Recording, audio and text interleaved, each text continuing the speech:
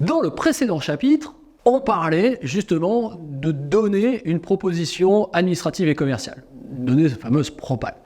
Alors, on va dire, c'est bien ce que tu nous as donné, on a compris l'importance de prendre le temps de construire notre proposition commerciale, mais réellement, comment il faut faire? Vous êtes au bon endroit, ça tombe bien, parce que je vais tout vous expliquer. Je vais aussi vous laisser regarder en dessous, parce que du coup, si je vous énumère tout ce qu'il y a à faire, vous allez risquer de vous ennuyer un petit peu, et on n'est pas là pour ça. Ceci étant, on va comprendre qu'il y a plusieurs grandes étapes. Déjà, il y a la rédaction de la proposition en tant que telle.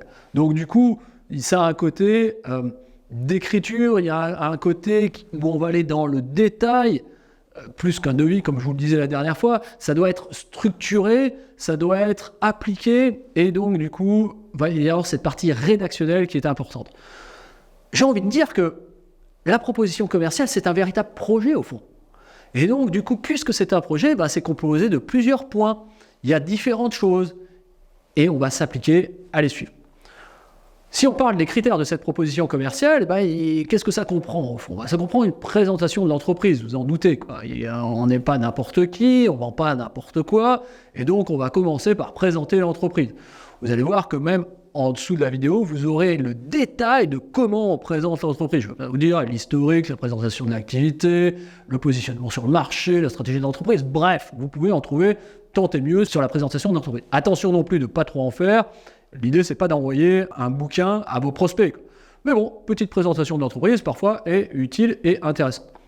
Ensuite, vous allez faire, et c'est ça pour moi qui est peut-être le plus important, avoir une synthèse des besoins et de travailler sur l'enjeu, les contraintes du prospect. Parce que c'est là où lui, ça va le faire retourner dans le contexte. C'est là où lui, il va se raccrocher à l'histoire qu'il y a déjà eu avant et le premier contact que vous auriez eu. Donc du coup, il faut bien faire cette synthèse des besoins. Si j'ai bien compris, ce que vous vouliez, c'était telle et telle chose, dans tel et tel contexte, avec tel et tel enjeu. Et là, ça devient intéressant parce que notre prospect va tout de suite recaler à ce qui s'est passé.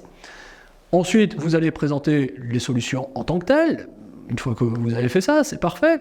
Et potentiellement une proposition aussi technique, suivant ce que vous vendez, suivant quel est le positionnement de votre entreprise.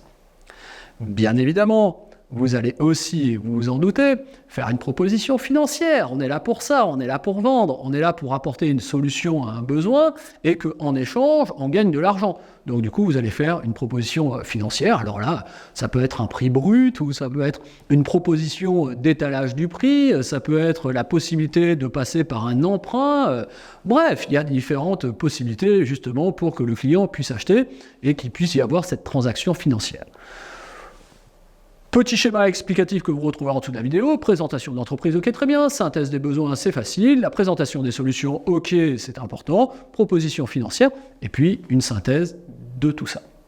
Je vais vous laisser aller découvrir présentement qu'est-ce qu'il y a vraiment dans le détail, comme je l'ai fait pour la présentation de l'entreprise, mais par rapport à la synthèse des besoins, vous aurez quelques explications supplémentaires.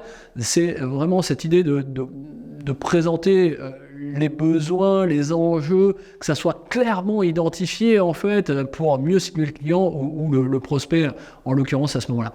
Vraiment, cette phase d'analyse des besoins est fondamentale. Elle est importante pour, encore une fois, bien comprendre les enjeux et apporter la solution. N'oubliez jamais, le but du jeu, c'est d'apporter une solution à quelqu'un, entreprise ou particulier, peu importe, on s'en fout, mais c'est d'apporter une solution.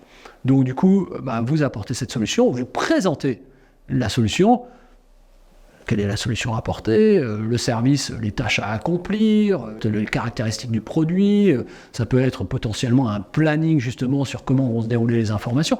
Je vous laisserai retrouver ça en description complète en dessous de la vidéo qui va vous apporter effectivement du grain à moudre entre guillemets pour bien faire cette proposition administrative et commerciale et pour bien la rédiger. J'espère que c'est ok pour vous. Il n'y a pas beaucoup de difficultés là-dedans et puis surtout tout est bien expliqué en dessous de la vidéo. Quant à moi, je vous retrouve sur le prochain chapitre.